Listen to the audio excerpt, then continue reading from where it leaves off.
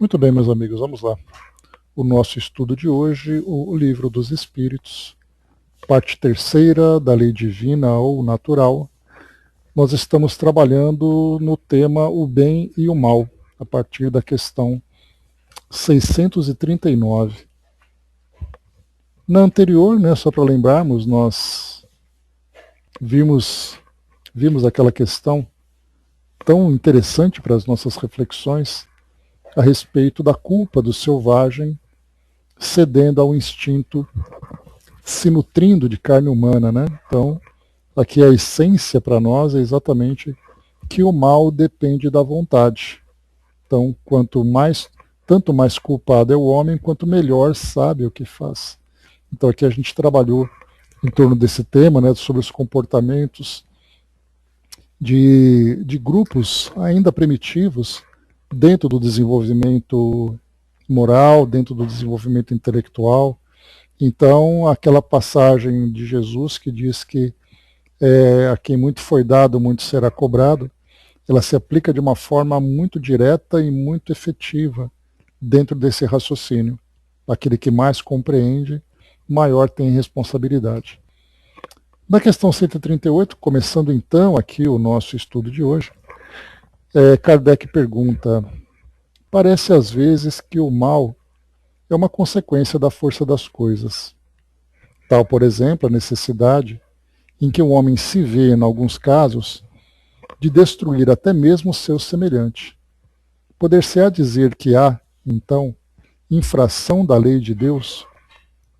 Aqui nós trouxemos um exemplo, no nosso encontro passado, a respeito da ação de soldados, por exemplo, num campo de batalha, ou então um policial militar, um policial civil, um agente de segurança de um modo geral, em que ele, diante do cumprimento do seu trabalho, procurando desenvolver um bem maior na proteção da sociedade, na proteção de um patrimônio, na proteção da sua nação, ele acaba sendo forçado pelas circunstâncias a destruir o seu semelhante. Ou seja, através de um combate, ele acaba causando a morte do seu semelhante. E, infelizmente, a humanidade se encontra repleto de cenários dessa natureza. Inclusive agora, por exemplo, nesse instante em que nós estamos estudando, em algum lugar aqui do nosso país está havendo um confronto de policiais com criminosos, e esse policial, então, acaba ou sofrendo o efeito, ou provocando o efeito da morte, e depois levando no seu registro, e até mesmo na sua consciência, o ato que foi praticado. Como é que nós vamos classificar essa situação? Kardec coloca para nós aqui, então, o interessante dessa parte mais filosófica é exatamente essa oportunidade que a gente tem de pegar contexto da realidade e trazer para cá, para o nosso cotidiano. A mesma coisa nós vamos encontrar o médico, por exemplo, que diante de uma situação de um aborto que é necessário, perante a nossa legislação, e até mesmo diante da necessidade de preservar a saúde da mãe, quando nós temos uma gravidez de risco, ele é obrigado a fazer aquilo. Ou então o médico, que mesmo que ele tenha ali na sua consciência os seus valores, e aí então chega uma ordem judicial, no caso de um estupro, por exemplo, que são casos graves, ou então o caso de um estupro de um modo geral, na nossa lei diz que a pessoa tem o direito de optar pelo aborto, e o médico é obrigado a cumprir essa determinação. Nesse caso, então, como é que ele, praticando esse mal, que é a destruição daquele feto que começa a se desenvolver, como ele fica perante a sua própria consciência e como ele fica perante as leis de Deus? Então nós vamos encontrar dilemas no dia a dia, na nossa sociedade, que nos colocam em situação em que você pode, de um lado, ter uma opinião, do outro lado, ter outra opinião, mas no momento em que você vivencia aquilo, é a circunstância que vai determinar como você vai se comportar. Então vamos ver aqui a resposta dos espíritos. Mais uma vez, parece que às vezes o mal é uma consequência da força das coisas. Tal, por exemplo, a necessidade em que o homem se vê, em alguns casos, de destruir até mesmo o seu semelhante. Poder-se-á dizer que há, então, infração da lei de Deus? Embora necessário, o mal não deixa de ser o mal. Essa necessidade desaparece, entretanto, à medida que a alma se depura, passando de uma a outra existência. Então, mais culpado é o homem quando o pratica, porque melhor o compreende. Então a resposta, claro, ela não veio assim do modo como nós gostaríamos, né? De uma resposta objetiva, dizendo o que é e o que não é. Então nós partimos do princípio de que Deus nos julga pelas nossas intenções. Então a intenção é o que vai determinar se a consciência daquele indivíduo vai exercer sobre ele algum tipo de cobrança, dizendo que ele fez porque pela maldade, ele fez pela intenção, ele fez por qualquer outro motivo intencional. Agora, o que nós vamos perceber é exatamente, diante daquela circunstância, a sua intenção, a situação em que ele é colocado, e aí sim nós vamos determinar que o mal é sempre mal, e aí nós vamos estabelecer atenuantes, que são exatamente aqueles fatores que vão diminuir o peso da culpa. Lembremos, né, o caso, por exemplo, quando nós falamos sobre o indivíduo que provoca a morte de outro no trânsito. A nossa legislação, ela separa de um modo muito claro aquilo que é uma morte culposa ou uma morte dolosa. A culposa, você tem a culpa, mas não teve a intenção. A dolosa significa o dolo, a intenção de fazer aquilo. E mesmo que muitas vezes você não tenha a intenção, mas você assume o risco, que é o caso, por exemplo, do indivíduo que dirige um carro embriagado. E dirige o carro com condições alteradas de consciência, em que as suas percepções não estão ali da forma clara para trazer para ele a responsabilidade da direção.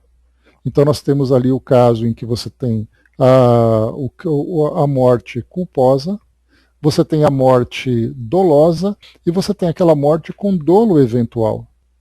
O dolo eventual é você não tem intenção, mas as condições em que você se apresenta te colocam em risco e você sabe disso.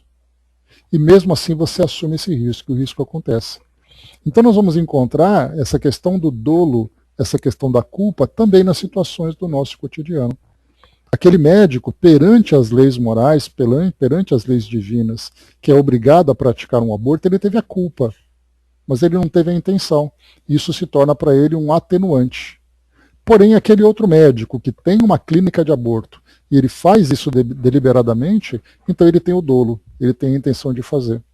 Então, entre esses dois extremos em que o mal acontece, mas o mal acontece sem intenção de um extremo e com intenção no outro extremo, nós vamos encontrar na consciência de cada um em qual posição ele se encontra, e nós não temos condições de analisar. No caso, por exemplo, de um confronto de policiais contra criminosos. Nós temos aquele policial que a única preocupação que ele tem é cumprir o trabalho dele e voltar para casa para encontrar com a família. Enquanto que nós vamos encontrar um outro agente em que ele está ali vibrando pela situação, sentindo o prazer de disparar aquela arma. Sutilmente, dentro da consciência de cada um, no interior de cada um, nós vamos encontrar exatamente isso. Aquele que preferia não estar naquela condição e aquele que gosta de estar naquela condição. Eu posso colocar para vocês, por exemplo, uma experiência pessoal que eu tenho, que eu, sendo militar, eu gosto do tema militar. Eu gosto de estudar sobre equipamentos, gosto de estudar sobre situações. Isso traz para mim assim, aquela vibração. Porém, eu me pergunto, e se eu estivesse lá, será que eu ia sentir esse mesmo prazer? Então, quer dizer, você gostar da coisa, do tema, pela modernidade, pela vibração, aquela coisa toda, isso é uma situação.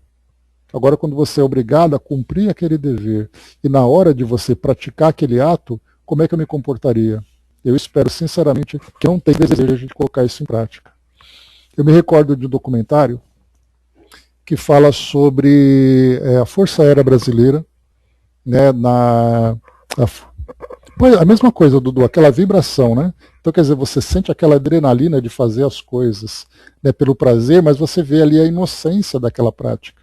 Mas muitas vezes você gosta de sentir aquela vibração, né? E para nós, desde o comecinho, desde a nossa mais tenra infância, isso já fazia parte, né, das nossas condutas, que tinha essa parte da nobreza, mas ao mesmo tempo tinha também a vivência dos melhores valores. Então, a Força Aérea Brasileira, quando ela foi para a Segunda Guerra Mundial, especialmente ali na região da Itália, ela foi feito um documentário chamado Sentapua, que é uma expressão, né, do tipo é, é, enfia a mão, vai para cima, qualquer um lema nesse sentido. E nesse documentário, isso, né, certamente a gente já teve a experiência de receber aqui depoimentos de amigos, né, do plano espiritual, que foram pracinhas, que participaram da guerra e sabem como isso funciona. Nesse depoimento, eu me lembro de alguns pilotos da FAB, que no começo do documentário ele começava dizendo o seguinte, que nós somos para aquela guerra pela obrigação de estar lá, pelo dever de estar lá, pela função que eles ocupavam, né, de sendo das Forças Armadas Brasileiras, mas ele dizia assim, que eles saíam para uma missão torcendo para voltar vivos, torcendo para que eles, né, ele, os companheiros, voltassem íntegros, mas eventualmente um avião não voltava. E aí então ele falou que eles ficavam arrasados, porque eles sentiam a perda daquele companheiro, eles sentiam a falta daquele companheiro, eles sentiam o horror da guerra. E ele falou que depois de um tempo que você estava lá, eles acordavam de manhã morrendo de vontade de ir para uma missão para poder matar as pessoas. Ele falava assim, você ficava procurando alguém para poder matar. Se no começo você chorava pelo transtorno da guerra, depois você se habitua a ela. E nesse caso, o que a gente vai ver daqui a pouco, né, que aquela filósofa Hannah Arendt, ela fala sobre a banalidade do mal. Então, se no começo você se arrependia por aquilo e depois você via que esse era o ritmo que você tinha que entrar, você entrava com esse mesmo pensamento e o mal se tornava banal. Você colocava, nossa, eu voltei, destruí 4 aviões. Nós temos visto muito isso na televisão. Ontem mesmo, né, foi mostrado que navios iranianos foram afundados pela Marinha dos Estados Unidos e eles se sentiam muito orgulhosos de terem abatido os 10 navios. Só que dentro desses 10 navios, quantas pessoas morreram? Nesse caso nós temos, não, a gente está na guerra, estou cumprindo o meu dever. Mas o mal é sempre o mal. A pergunta é, o que você se sente? Como você se sente diante daquele mal que foi praticado? Então esse cenário atual que nós estamos vivendo, na violência urbana, nos conflitos que estão acontecendo entre povos, entre nações, a pergunta é, ou melhor, o cenário que nós estamos vendo é ali um cenário riquíssimo para as nossas observações. E daí, desses extremos, nós entramos naquilo que é dentro do nosso mundo interior. Uma pessoa machucando um morador de rua, uma pessoa na condição de morador de rua, alguém destruindo uma floresta, alguém machucando um animal. Algo muito simples do nosso cotidiano, nós nos alimentamos de carne. Quem trabalha num frigorífico abate animais. Ele faz isso porque ele ganha salário para fazer isso. O mal é sempre o mal. Mas o que nós sentimos exatamente? Nesse caso, o fato de ter alguém que trabalha num frigorífico. André Luiz fala sobre isso num dos seus livros, né? A visão espiritual de um abatedouro, né? Então aquela pessoa que está lá todos os dias matando bois, matando galinhas, matando porcos, matando peixes. Aí depois aquilo vira carne, você corta, manda para o açougue, manda para a indústria para fazer ali a embalagem, fazer ali o empacotamento, manda para a casa das pessoas e na sua mente, na nossa cabeça, o dever está sendo cumprido. O dever está sendo cumprido porque nós estamos produzindo alimento. Só que nós produzimos alimento destruindo os animais. E aí Emmanuel falou sobre isso, sobre a carne animal, lá no nosso livro Consolador. Então nós vamos ver que desde uma guerra até alguém que trabalha numa empresa que produz uma empresa, né, de proteína animal, como é chamada tecnicamente, aquela pessoa está lidando com vidas. vidas animais, e ele, no cumprimento do seu dever, ele mata os animais, para que a carne seja transferida. O mal é sempre mal. O que nós vamos ali classificar é a intenção que aquele indivíduo tem e a posição em que ele se encontra. André colocou, né, nós não temos condições de avaliar profundamente esse ponto. Só a espiritualidade poderá julgar. Na verdade, a própria consciência do indivíduo, né? E vai analisar a circunstância em que ele está atuando, a atitude que ele está tendo, para poder ter essa compreensão. Então esse tema, guardem essa expressão, banalidade do mal, é o que geralmente nós fazemos, desde aquele mal extremo, onde nós temos ali aquela grande destruição de um indivíduo matando outro indivíduo, aquele indivíduo destruindo o patrimônio de outros indivíduos, até aquele mal menor, ou aquele mal que nós hoje valorizamos como menor, que é o caso de alguém, por exemplo, que está desmatando uma floresta para criar uma fazenda para plantar arroz. Só que a visão dele não é uma visão de matar a fome, é uma visão comercial. Porque quanto mais terras ele tem, mais ele produz. Quanto mais ele produz, mais ele vende. E quanto mais ele vende, mais ele lucra. Ou então aquele que joga esgoto, por exemplo, num rio. Ah, é só jogar, tudo bem, não tem problema. Você está violando o meio ambiente. O meio ambiente é um patrimônio da humanidade, é um patrimônio divino. E nós estamos destruindo porque nós estamos acostumados a fazer isso. Então nós vamos percebendo que essa percepção nossa do bem e do mal, ela é muito relativa, depende muito da posição em que nós nos encontramos e do grau de compreensão que a gente tem para isso. No momento em que nós nos desenvolvemos moralmente, a nossa percepção muda. Em que você olha para um animal, por exemplo, e você não tem coragem de maltratá-lo.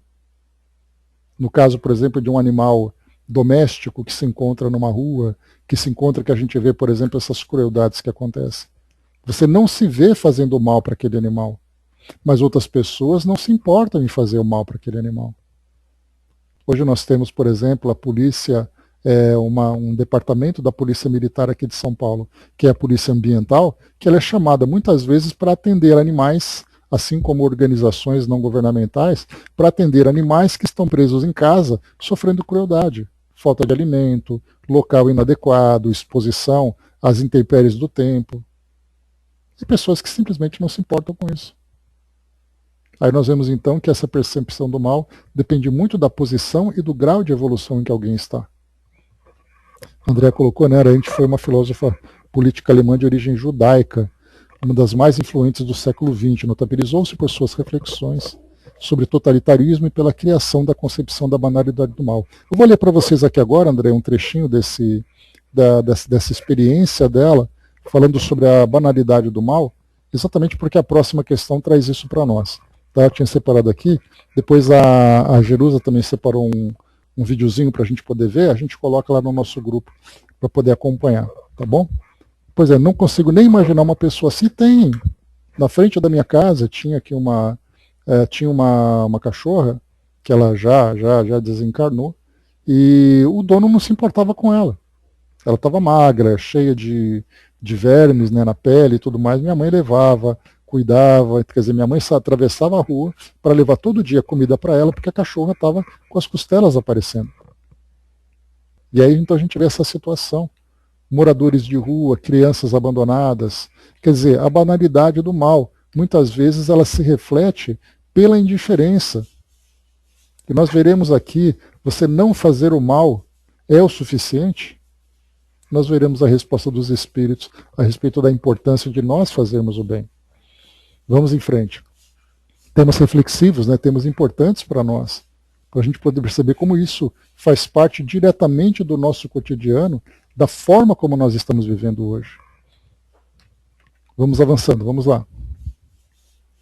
Por isso, então, aqui como foi colocado no final da resposta, mais culpado é o homem quando o pratica, porque melhor compreende. Vamos lá então aqui agora. Ó. 639. Não sucede frequentemente resultar o mal que o homem pratica da posição em que os outros homens o colocam? Quais, nesse caso, os culpados? O mal recai sobre quem lhe foi o causador. nessas condições, aquele que é levado a praticar o mal pela posição em que seus semelhantes o colocam, tem menos culpa do que os que, assim procedendo, o ocasionaram, porque cada um será punido não só pelo mal que haja feito, mas também pelo mal a que tenha dado lugar. Então, quer dizer, você criar uma situação em que alguém se coloca na posição do mal, você é muito mais culpado do que ele. Porque aquele que, estando naquela posição, tendo a sua consciência mais desenvolvida, de alguma forma ele vai tentar não praticar. Mas aquele que criou a circunstância, esse sim tem responsabilidade. E aqui é a mesma coisa que a gente coloca. No caso, por exemplo, que a gente falou dessas indústrias de proteína animal, né? Eu sou um empresário e eu sei que vender carne me dá muito dinheiro. Mas, ao mesmo tempo, eu tenho meu vizinho que é funcionário dessa fábrica. Ele trabalha porque eu criei aquele emprego e ele precisa sobreviver. Como é que a gente vai se colocar diante disso? Quem ele tem uma situação mais culposa nesse sentido? Aquele que é o empresário ou aquele que é o funcionário? Mais uma vez, depende muito da posição e da compreensão que cada um tem. Vamos ler aqui então agora, só para a gente poder ver esse exemplo, que ele é muito significativo, dessa parte da banalidade do mal, para a gente poder perceber exatamente essa situação. Hannah Arendt, ela viveu entre 1906 e 1975. Foi uma filósofa e pensadora política que se dedicou a compreender os mecanismos do poder e as tragédias políticas do século XX. Eu vou depois colocar para vocês esse texto lá no nosso grupo, tá?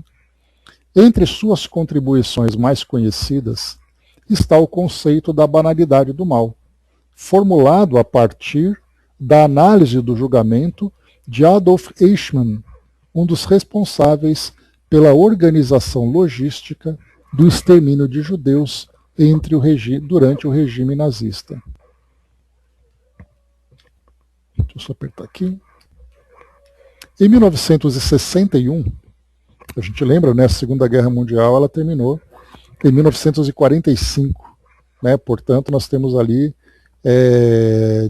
16 anos depois, com a fuga, né, de muitos nazistas naquele período, eles procuravam fugir, procuravam se misturar na população para não serem pegos, né, mas havia uma caça a esses criminosos por vários grupos.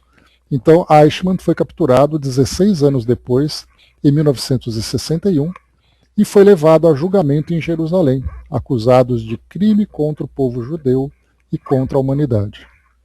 Hannah Arendt acompanhou o processo como correspondente da revista New Yorker. O filme sobre esse julgamento, vale a pena assistir, né? Pois é. O que ela observou durante o julgamento causou grande impacto em sua reflexão filosófica.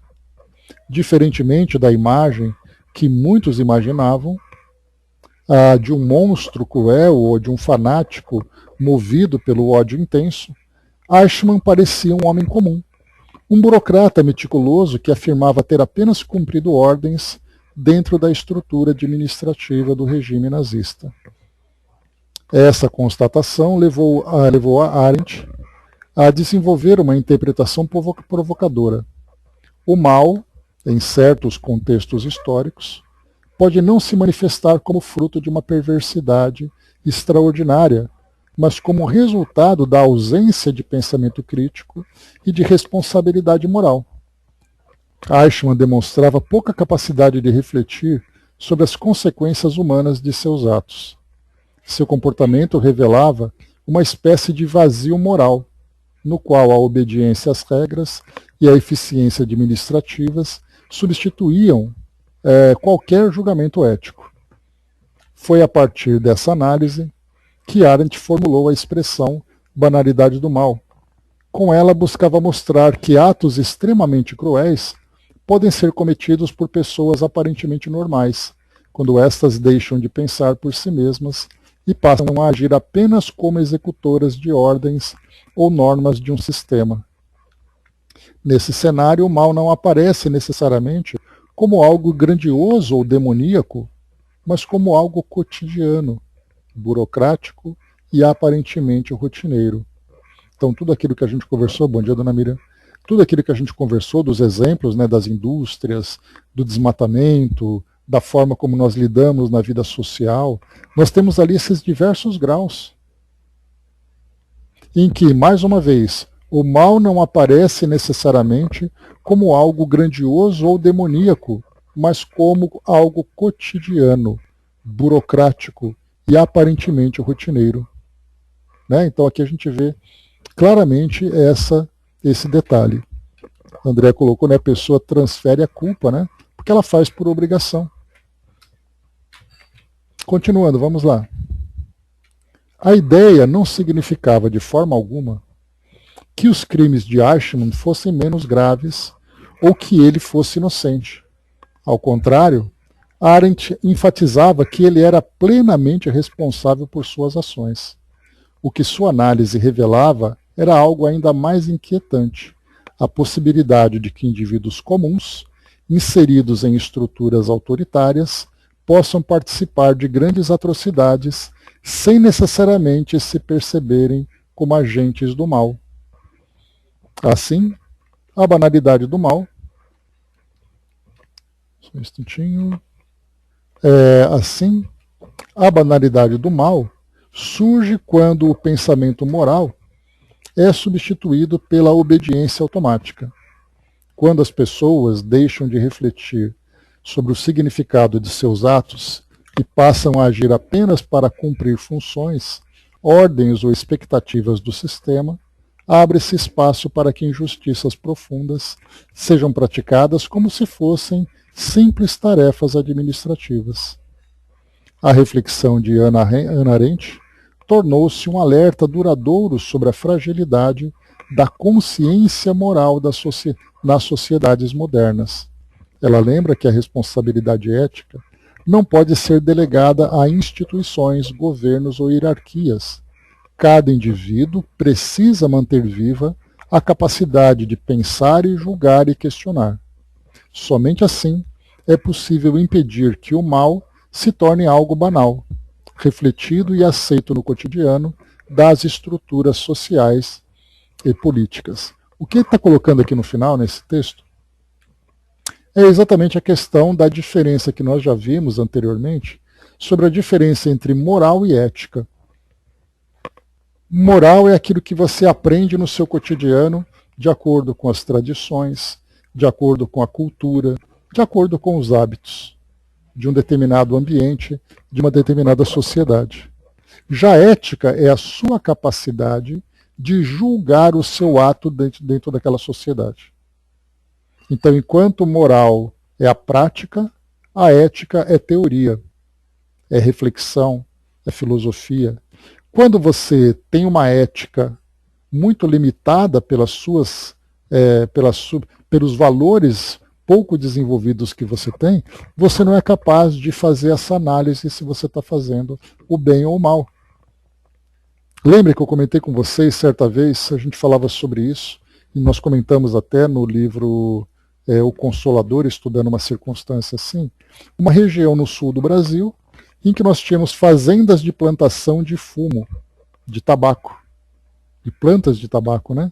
E aí então os fazendeiros plantavam, colhiam, vendiam esse produto para a indústria, mesmo diante do entendimento que nós temos hoje do mal que o cigarro faz. Que o tabagismo se torna uma doença, que causa dependência química, que causa dependência psicológica, que gera câncer e outras tantas doenças. E que a indústria potencializa mais ainda essa substância, agregando elementos químicos para mudar sabor, aroma, aumentar a dependência química, como é o caso da nicotina. Esses fazendeiros fazem parte dessa cadeia, mas eles produzem simplesmente porque a sua sobrevivência depende disso. Eles buscam financiamentos públicos, e no caso os bancos e o governo oferecem esses financiamentos, porque afinal de contas são produtores, e essa produção gera a economia de uma região. Nesse caso nós estamos vendo uma situação clássica em que esse mal de você gerar essa doença para a sociedade, que é essa dependência química por essas substâncias, Assim como um Alambique, por exemplo, uma empresa que produz bebidas alcoólicas. Vejam que nós estamos falando aqui de situações simples do nosso cotidiano. Uma pessoa que trabalha numa empresa de cachaça, numa vinícola, por exemplo, que hoje o vinho representa um luxo, né? As grandes vinícolas, turismo, vinhos importados, aquela coisa toda de marca, o alcoolismo hoje é uma doença terrível na sociedade humana. E mesmo assim, essa substância envolta em todo esse luxo se torna para nós algo comum. A ponto de nós termos drogas lícitas e drogas ilícitas. As drogas lícitas, como é o caso do tabaco, como é o caso do álcool, fazem parte do nosso cotidiano e as pessoas usam isso sem qualquer constrangimento. Significa o quê? Que os nossos valores, nesse sentido, não alcançaram ainda uma percepção de saber que esse mal deveria ser combatido. Mas o fato dele fazer parte do nosso cotidiano não nos leva sequer a perceber que isso é mal. Você é funcionário de onde? Sou funcionário daquela fábrica de cerveja. E você não tem drama de consciência por isso? Não. Eu gosto de cerveja. Eu conheci uma pessoa que trabalhava como vendedor de cervejas artesanais. E ele simplesmente vendia. Ele ia nos clientes, vendia lá o chopp. Estou vendendo chopp, estou vendendo cerveja, estou experimentando essa marca. Algo absolutamente natural. E, na verdade, o que nós pensamos a respeito do álcool? O que nós pensamos a respeito do tabagismo? Pois é, Dudu, eu trabalhava tranquilamente, né? Eu ganhava meu salário, cumpria meus horários, mas uma fábrica que produzia uma substância alcoólica que causava dependência química, que deixava as pessoas doentes. Mas qual é a percepção que nós temos a esse respeito? Nenhuma. Eu estou fazendo aquilo que eu tinha que fazer. No caso, a mesma coisa, o Marion também. Cigarro eletrônico, aqueles que importam, aqueles que vendem. A Angelina lembrou, né? Uma amiga desencanou de câncer de pulmão, não fumava, né? Mas o marido era fumante, né? Então a gente fica pensando a respeito de como nós podemos estabelecer essa graduação do que é realmente mal para nós. Diante de uma sociedade como essa que nós vivemos, nós colocamos como parâmetro que o mal, de alguma forma, é aquilo que intencionalmente você destrói alguma coisa. Mas quando nós começamos a pensar na forma como a sociedade se comporta com relação, mais uma vez, ao meio ambiente, com relação à fauna, flora, com relação aos semelhantes, com relação aos atos que você pratica e de alguma forma você influencia o comportamento do outro. Se nós pensarmos assim, bom, se for assim a gente não pode fazer nada. Quer dizer, nada do que a gente faz, se nós pensarmos numa percepção mais elevada, né, no caso dos ambientes mais elevados, mais desenvolvidos do mundo espiritual, certamente nenhum desse tipo de comportamento existe nesse lugar. Primeiro, porque nós não temos essas necessidades. E segundo, porque os valores, estando mais desenvolvidos, fazem com que esses espíritos, então, não pratiquem esses atos. Eu me lembro de ter lido em algum lugar, eu não me recordo onde, que falava sobre esses abatedouros, acho que foi André Luiz que falou isso, naquela passagem daquele matadouro, né? Que dizia que espíritos que trabalham nesse tipo de prática são espíritos ainda muito embrutecidos. De você olhar para aquele animal, você matar aquele animal e não sentir culpa por isso. Eu confesso que se eu trabalhasse num lugar assim, na primeira vez que eu fizesse isso, eu voltaria para casa vomitando. Certamente não voltaria mais. Porque simplesmente eu não conseguiria fazer isso. Mas, Marion, em casa a gente toma aquela sopinha com frango, come aquele sanduichinho com salsicha, como aquela linguicinha frita. E isso que nós comemos em casa é resultado daquilo que aconteceu. Eu ainda sou dependente de carne. Moralmente falando, né? Então, quer dizer, nós vamos perceber, então, que tudo isso, né? Pois é, quer dizer, você não vê o ato, quem vê cara não vê coração, né? Conforme a expressão diz para nós. Isso vai trazendo para nós que, exatamente, vira produto. Quer dizer, você tira a forma, você tira o formato e transforma isso num produto de consumo. Né? Não concordo com artistas ou influenciadores, né, que fazem propaganda dessas coisas. Pois é. Mas a mesma coisa que a gente falou, Marion, depende muito da percepção que a gente tem a respeito do que significa mal. Muitas vezes o mal é para mim, então eu não me importo. Quando o mal é para o outro, talvez me incomode. Mas depende do tipo de mal que eu estou praticando.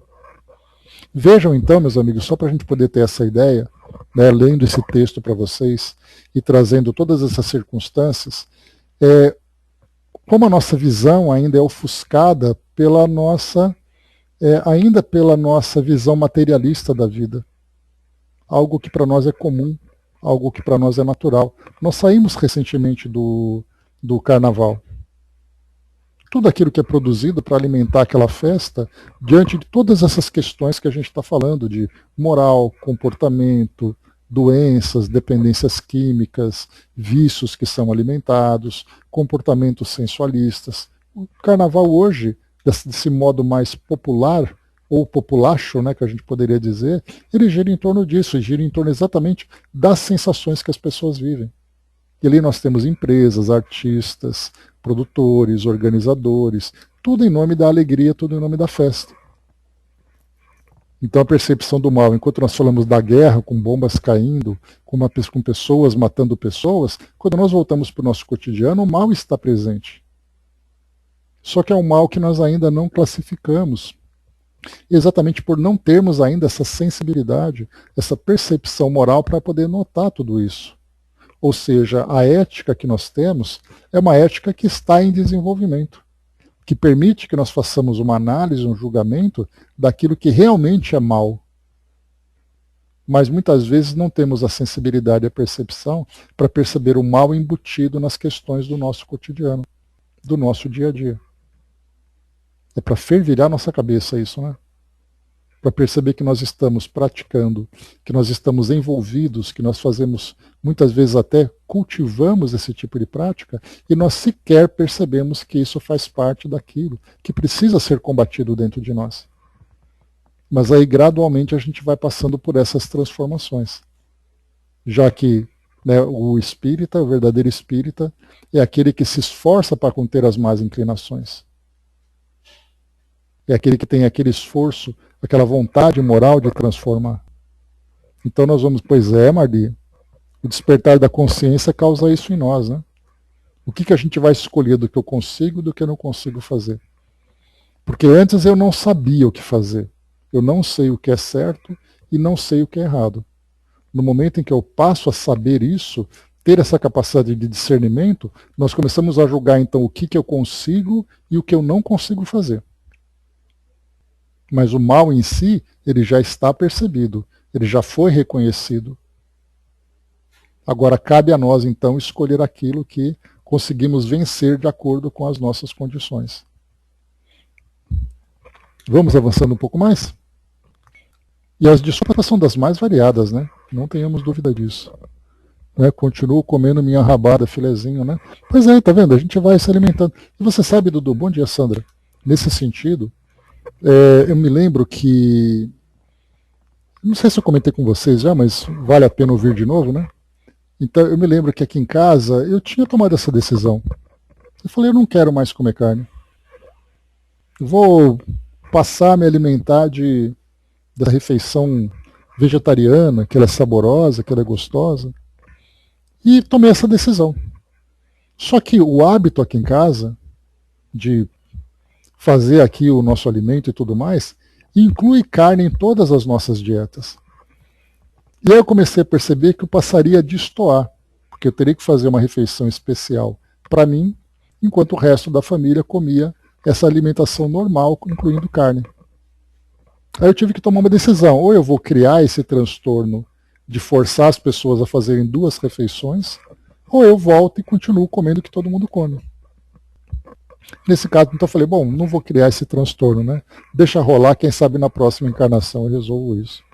Né? Então passou a ficar dessa forma. Então, às vezes, você tem assim, poderia tomar essa decisão, bater o pé e dizer assim, não, realmente eu não quero mais. Se tiver arroz, feijão e alguma coisa de carne, eu como arroz, feijão e pronto. Mas aí você vai passando por essas dificuldades de tomar essas decisões. Mas aí cabe a cada um, né? Pois é, Sandrinha. Né? Pois é, exatamente, Dudu. É porque exatamente a comida vegetariana, a comida vegana, ela é cara. Né? É mais fácil você comprar carne do que você comprar uma substância proteica numa loja especializada. Né? É o desafio de ser vegetariano, exatamente, Angelina. De você conseguir lidar, né, com aquilo que você vai encontrando e você tomar essas decisões. Mas aí é um dilema pessoal, né? Cada um tem ali o seu dilema, cada um vai escolhendo a forma como vai vivendo, né? Vamos em frente? Questão 640, senão a gente vai ficar o dia inteiro falar isso, né? 640. Aqui importante também que a gente estava comentando, olha só. Aquele que não pratica o mal, mas que se aproveita do mal praticado por outrem, é tão culpado quanto este? É como se houvera praticado. Aproveitar do mal é participar dele.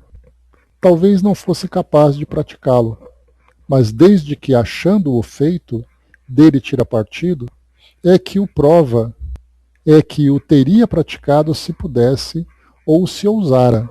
Né? Então, algumas vezes nós vamos encontrar situações em que você não faz o mal, mas você pratica. Mas você se aproveita desse mal. Eu me lembro de um caso que aconteceu de vermos caminhões roubados. O caminhão foi roubado, caminhão de cargas, e aí então ele foi abandonado. E as pessoas próximas viram que aquele caminhão estava abandonado e o produto estava ali à disposição, de fácil acesso, começaram então a saquear o caminhão. E isso mostra algumas vezes na televisão, né? Aquela visão de helicóptero que vai vendo aquele enxame, né, de pessoas ali em cima daquela carga, saqueando, correndo, e todo mundo diz, mas não fui eu que assaltei o caminhão. Ele estava ali parado. Ou então algo muito mais sutil, meus amigos, olhem só. É uma visão que a gente tem. Eu me lembro que nas redes sociais tem uma postagem, eu acompanho, né, as postagens do Senado Federal, da Câmara dos Deputados, que são muitas vezes postagens que dizem respeito à legislação do Brasil de situações do nosso cotidiano. E aí tinha uma plaquinha, tinha um post dizendo assim, achado não é roubado. Quer dizer, caso você encontre algum bem abandonado e você pega para você, você diz, achado não é roubado. Pois é, achado não é roubado. Só que nesse post estava dizendo assim, achado não é roubado? É sim, é apropriação indébita, porque aquilo não te pertence. Então se você achou uma carteira e você pegou o dinheiro daquela carteira, você está praticando uma infração. Então não é o caso de aproveitar do mal, mas é aproveitar da circunstância naquela malandragem. Eu não fiz nada. Eu achei aquela coisa ali, eu simplesmente tirei proveito dela. Esse tirar proveito também significa a prática do mal. Então, quer dizer, achado não é roubado. É sim. É roubado porque aquilo não te pertence. Pois é, ainda tem até frasezinha para virar quase que marchinha, né, Dudu? Só que nesse caso é assim. Porque você só tem direito a ter alguma coisa quando ela de fato te pertence. Se ela não te pertence, principalmente quando o proprietário pode ser identificado, aí então, dentro desse campo moral de que nós estamos tratando, essa infração moral ela é muito mais grave, porque você sabia de quem era. Várias vezes aqui em casa o pessoal, olha, achei isso daqui no ônibus, achei isso daqui na rua, e aí pega ali e manda um recado para uma rede social, ou por um número de telefone, ou entra em contato com o banco, para que o banco entre em contato com a pessoa, com o cliente, né, já que o banco não fornece informações, para que aquela pessoa tome aquilo que é propriedade dela. Várias vezes aqui em casa vem pessoas batendo no portão aqui porque nós ligamos avisando que alguma coisa foi achada. E é uma sina que tem aqui em casa, né? Achar coisa dos outros. E as pessoas vêm buscar, porque são pessoas da redondeza, da região, que a gente acaba encontrando, né? Assim como já aconteceu também de ligarem, olha, achei uma coisa sua aqui. Um celular encontrado na rua, qualquer coisa parecida. Eu até me lembro que eu conversava com meu primo recentemente, e ele disse que a minha tia perdeu o celular dela.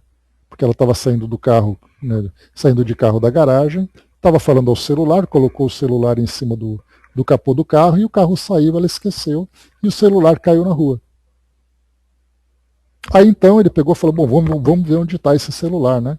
Entrou lá no site do Google, colocou ali a senha e tudo mais, que dá para você rastrear, né? E aí o celular estava caminhando pela rua, dava para ver, né? Que ele estava caminhando pela rua em direção a uma comunidade. Em vez de tentar descobrir quem é o proprietário daquele telefone, simplesmente a pessoa encontrou um celular, ainda mais um patrimônio desse, que costuma ser um equipamento caro, quer dizer, nós encontramos as circunstâncias. Nesse caso não foi o mal, mas o ato em si, dessa banalidade de que nós tratamos agora, essa banalidade faz com que nós achemos isso absolutamente normal. Portanto, mais uma situação de comportamento, mais uma situação de hábitos de uma sociedade que nós ainda estabelecemos como normalidade. Próximo item, vamos lá. 641. Será tão repreensível quanto fazer o mal, desejá-lo? Depende. Há virtude em resistir-se voluntariamente ao mal que se deseja praticar, sobretudo quando há possibilidade de satisfazer-se a esse desejo. Se apenas não o pratica por falta de ocasião, é culpado quem o seja. Então aqui já entra numa questão de foro íntimo, né? Cada um sabe exatamente as tendências e as tentações que sofre. Porque eu posso não fazer o mal, mas desejar o mal. E a gente já falou sobre isso outras vezes, né? Aquela expressãozinha básica, bem feito. Esse bem feito significa que nós estamos sentindo prazer em ver o mal acontecendo com uma pessoa. Eu não tenho coragem de fazer, mas eu sinto prazer em ver o mal acontecendo. E diante de uma sociedade tão polarizada como nós temos hoje, com ideologias, com crenças, etc., etc., é muito comum isso hoje, eu não gostar de uma pessoa e me sentir feliz, me sentir satisfeito. Feliz não, né? Satisfeito, sentir prazer em ver que alguma coisa ruim aconteceu com ele. Ao mesmo tempo em que, quando é alguém que eu tenho uma preferência passa por um mal, eu procuro justificar aquilo que ela vivenciou e procurar culpados para poder tranquilizar a minha consciência de ver que aquela pessoa sofreu porque ela era uma coitadinha, porque ela era inocente. Então, muitas vezes nós temos essa situação em que alguém passa por uma circunstância ruim em que eu não pratico, eu não gosto de praticar isso. Mas já que aconteceu, bem feito. E esse bem feito faz parte também dos nossos hábitos e costumes. Não falei para você? Bem feito. Quer dizer, você está se sentindo bem pelo fato de eu ter passado por uma situação ruim? Isso traz para você algum tipo de satisfação? Traz. Então você é tão culpado quanto aquele que fez. Porque quem faz porque vê a oportunidade e tem vontade de fazer. Eu me sinto bem pelo mal que o outro pratica. Significa que eu não tenho coragem de fazer. Mas eu faço mal eu sinto prazer nesse mal. Então, indiretamente, eu sou tão culpado quanto aquele. Du colocou, né, eu quando guri, saindo com a minha avó, peguei uma borrachinha numa loja, né, quando cheguei em casa, a avó pergunta, o que é isso? Peguei na loja, fez eu voltar e devolver, né? Só que um dia, ela com guarda-chuva debaixo do braço, passou em frente a uma loja com um cesto cheio de calcinhas, né, o guarda-chuva, com o cabo passou uma e lá se foi para casa, né? Quando chegamos em casa, disse, a senhora pegou com o guarda-chuva da loja, da calçada, né, no cesto, vamos lá agora devolver, né, essa calcinha. Pois é, porque foi quase uma vingança, né, Dudu? Quase o prazer da vingança, né? Então essa ideia vingativa que nós temos ainda, né, até usando essa expressão, essa sensação de vingança que nós temos é exatamente isso. Nós justificamos o nosso mal porque o outro fez primeiro. Então ele fez e agora eu tenho o direito de me vingar. E durante muito tempo, né? Pois é. Durante muito tempo, a ideia da vingança fazia parte dos costumes de sociedade. Tanto que Kardec, no Evangelho segundo o Espiritismo, trabalha em torno do duelo. O que é o duelo? Né? O duelo são duas pessoas que, em nome da honra, se enfrentam, e nesse caso, um se acha no direito de destruir o outro. Hoje, os duelos acontecem em proporções talvez maiores, né? Não no duelo de rua, como nós vemos hoje, mas o duelo acontece quando nós vemos uma nação que pratica alguma coisa, o outro deseja se vingar. Os duelos estão acontecendo exatamente hoje, diante dos nossos olhos, com toda essa destruição que vai acontecendo. Então, pois é, a César o que é de César, né? Devolve para ele, então. Eis aí, então, a questão, né, de você não fazer, mas você desejar. E para poder finalizar o nosso estudo, questão 642.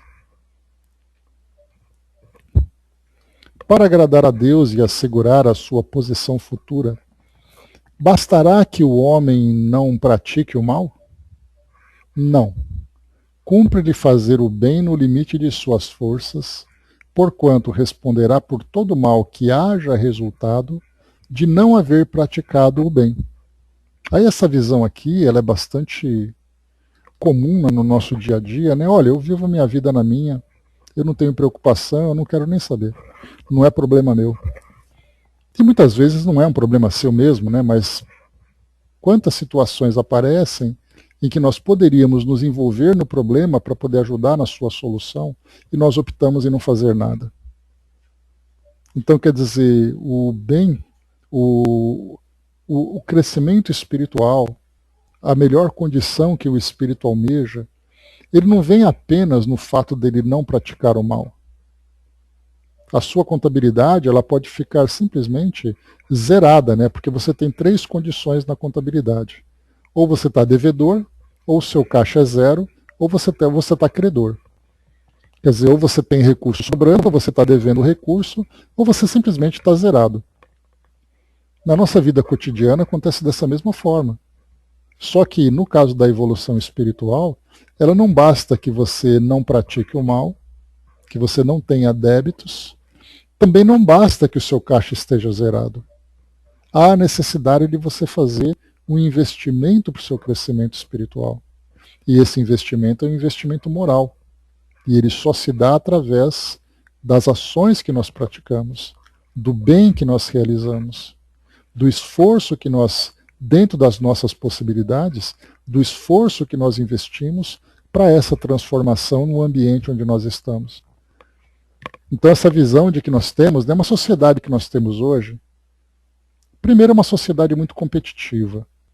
Nós somos educados desde o início nessa competição. Quando nós vemos, né, que alunos numa escola simples, aqueles melhores alunos são premiados em detrimento, né, da indiferença que outros alunos acabam sofrendo, porque tem ali uma nota normal. Então já começa por aí. Depois você tem ali as preferências de presentes, você tem a competitividade no mercado de trabalho. Então nós aprendemos a ser competitivos. Mas ao mesmo tempo em que a competição acontece, nós também aprendemos a ser individualistas. E esse individualismo, ele se dá pessoalmente, quando cada indivíduo só pensa em si, ou só se preocupa com si mesmo, ou então aquele individualismo grupal, né? No caso de uma família, no caso de uma comunidade, até mesmo numa nação. Nós vamos encontrar um país inteiro pensando apenas nele mesmo. Esse caso é um tipo de individualismo que nós temos, um individualismo coletivo.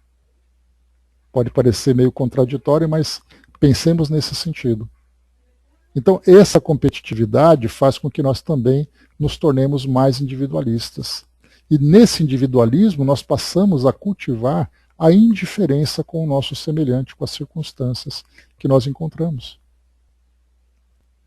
Me recordo de uma comunicação que nós recebemos de um amigo aqui do plano espiritual, e nós falávamos sobre a indiferença que nós vemos na sociedade de um modo geral com relação às pessoas que são abandonadas nas ruas. E ele comentava exatamente isso, que ele vivia numa calçada, as pessoas tropeçavam, passavam por cima dele e eram absolutamente indiferentes. E ele acabou desencarnando diante também dessa indiferença. Então, dentro desse aspecto de tratar do bem e do mal que nós estamos falando, essa indiferença também faz com que o bem e o mal também passem de uma forma indiferente, em que eu não percebo o mal, não me importo com o mal que acontece, e não me importo com as oportunidades de fazer o bem que as circunstâncias vão me oferecendo. Então isso vai mostrando para nós que o mundo que nós vivemos de provas e expiações é o mundo que vai trazendo para nós as expiações, que são as oportunidades que nós temos de resgate, e ao mesmo tempo as provas de caráter que vão testando-nos constantemente para o exercício das nossas virtudes, porque a prova é assim, você é colocado diante de uma situação, e nessa situação você vai provar que tem condições de superá-la, de realizá-la, de contorná-la de alguma forma. Só que nós ainda estamos vivendo, e essa que é um detalhe importante, né? A gente comentava numa certa vez a respeito das provas que nós vivemos aqui no nosso cotidiano. E perguntávamos na época quais seriam as provas que nos planos mais elevados os espíritos acabam experimentando. Aqui são provas bastante brutas, digamos assim, porque são provas que fazem parte dos hábitos que nós ainda cultivamos. Beleza? Até mais. Então, porque isso tudo faz parte do nosso dia a dia, faz parte do nosso cotidiano. Mas quando nós pensamos nos planos mais elevados, onde os espíritos já conseguiram cultivar as suas virtudes, conseguiram desenvolver virtudes mais profundas, eles não só não praticam mais aquilo que nós praticamos no nosso cotidiano em termos de mal, que nada mais é do que o reflexo da nossa ignorância ainda, por ignorarmos essas leis de Deus que nos envolvem, mas eles fazem testes de caráter, nesse caso as provas morais, com uma sutileza maior. Então, por exemplo, só para fazer uma comparação, eu não pratico o mal destruindo o meu semelhante, mas eu pratico o mal no momento em que eu estou no trânsito. Porque para mim isso é normal, é uma disputa normal de espaço. Então a gente vai percebendo que nós vamos graduando esse mal, aquele mal mais básico, e nós já conseguimos perceber e conseguimos lutar contra ele. Aqueles maus mais sutis, nós ainda praticamos e depende muito do momento que nós estamos vivendo. Então a gente vai percebendo que a tendência é fazer com que nós vamos nos tornando cada vez mais sensíveis a esse mal, e com essa sensibilidade nós vamos nos tornando mais incomodados. E é exatamente esse incômodo que, por enquanto, nos leva a combater esse mal. Até o momento em que já não é mais uma questão de incômodo, é uma questão de princípios. Então, nos planos mais elevados, outras provas acontecem de formas mais sutis, que para nós hoje elas são indiferentes. Mas quando você tem uma sensibilidade mais apurada, você consegue perceber isso nesses planos elevados.